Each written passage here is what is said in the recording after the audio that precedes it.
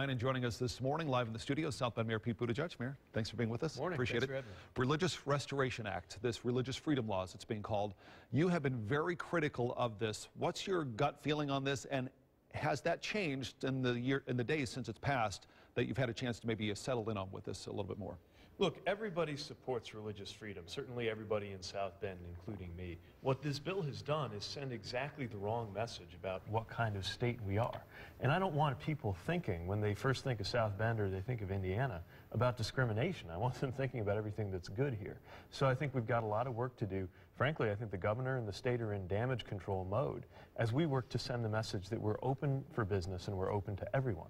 There has been a lot of discussion about the possibility of really a significant financial impact. How realistic is that, or do you think it's just kind of the gut reaction of the people first hearing this news? No, this is no joke. We've already heard from a number of convention organizers who indicated they were thinking twice about locating their event in South Bend because they're concerned about Indiana's policies. Now we're pushing back. I've taken to Twitter to say, hey, don't paint the whole state with that broad brush. Look at what we're doing in South Bend. We have taken steps like the Human Rights Ordinance to show we're open for all, and we want people doing business with us right here in the city. Does this law, in your reading of it, necessarily change anything that's already on the books? Does it add additional protections to different businesses, or is this just, as some have said, just a reaffirmation of what's already there? Well, the biggest thing we're worried about is we think it could lead to a legal challenge, an expensive legal challenge, to the Human Rights Ordinance that South Bend passed 2 years ago. But just as troubling as the letter of the law is the message that it sends. And this, by the way, is pretty easy to fix.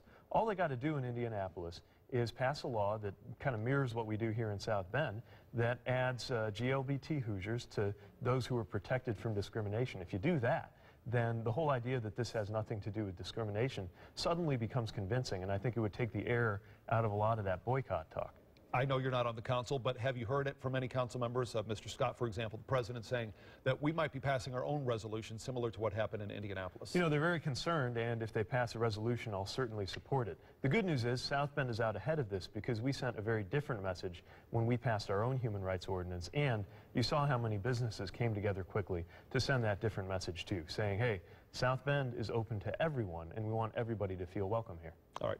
One more quick question. This is a political question related to perhaps your future, not talking about South Bend mayor. Any chance that you might be interested in running for that open Senate seat? You know, I got my hands full right here in South Bend. I'm running for re-election. It's an election year, and all my attention is going to asking the people of South Bend for another term as mayor. All right. South Bend Mayor Pete Buttigieg, thanks very much. Appreciate your time. Thank you. Thanks for joining us.